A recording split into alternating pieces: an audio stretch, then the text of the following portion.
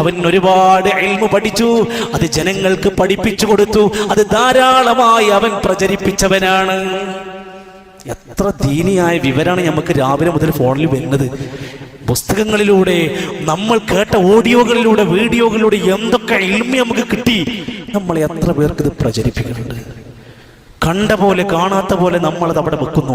ഒരു കോമഡി കിട്ടിയാൽ, ഒരു ചിരിപ്പിക്കുന്ന മെസ്സേജ് കിട്ടിയാൽ നൂറുകണക്കിന് ഗ്രൂപ്പിലേക്ക് അയക്കുന്ന നമ്മൾ എത്ര പേര് അള്ളാഹുവിനെ പരിചയപ്പെടുത്തുന്ന, ഹബീബുന റസൂലുള്ളാഹി സ്വല്ലല്ലാഹു അലൈഹി വസല്ലമയുടെ ഒരു സുന്നത്ത് പരിചയപ്പെടുത്തുന്ന ഒരൊറ്റ മെസ്സേജ് നമ്മുടെ ഫോണിൽ നിന്ന് ഇന്ന് വരെ ഒരു മനുഷ്യന്റെ മെസ്സേജായിട്ട് നമ്മൾ അയച്ചു കൊടുത്തിട്ടുണ്ടോ? നമുക്കിതിനൊരു ചളിപ്പ് തോന്നുന്നുണ്ടോ? ഒരു നാണക്കേട് തോന്നുന്നുണ്ടോ? ആലോചിക്കൊരു മുഅ്മിൻ മരിച്ചാൽ അവൻ കൊടുത്ത ഒരു നന്മയുടെ അറിവുണ്ടോ?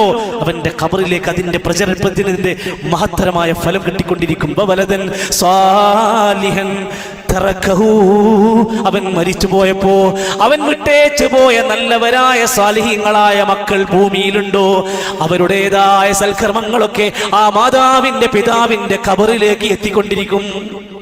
പാപ്പാന്റെ ഉമ്മാന്റെയും മരണശേഷം കുറെ ചോറ് വെച്ചു കൊടുത്ത്, പൈസ ഇല്ലെങ്കിൽ കടം മേടിച്ച്, ലോൺ എടുത്ത് ആണ്ടും ചാവടിയന്തരങ്ങൾ കഴിച്ചു. അതിനേക്കാൾ നീ ശ്രദ്ധിക്കേണ്ടത് അത് വേണ്ടായിരുന്നു. നീ ഒന്ന് ചെയ്താൽ മതിയായിരുന്നു. നീ ഒരു സാലിഹായ നല്ലൊരു മകനായി ജീവിച്ചാൽ തന്നെ നിന്റെ ഉമ്മാക്കും ഉപ്പാക്കും ഖബറിലത് കിട്ടും.